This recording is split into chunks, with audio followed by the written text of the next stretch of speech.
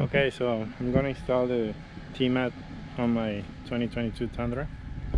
Um, after I got the engine replacement, I feel more comfortable of accessorizing it. So this is all the stuff, and I'm gonna make a quick video on how it looks and how I install the whole thing.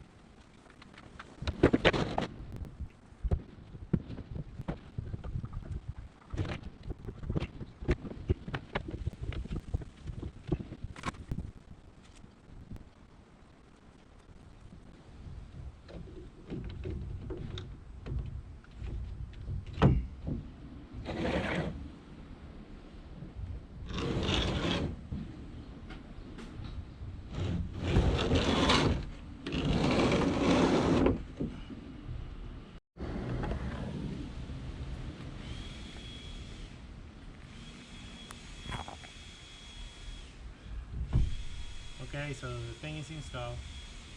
I need to finish the cable management for my dual battery system, and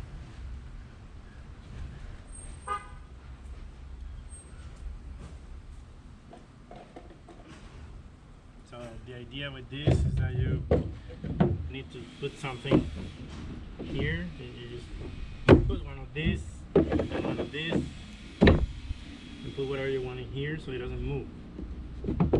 And it won't move. By the way, these ramp thingies are 3D printed, so cool.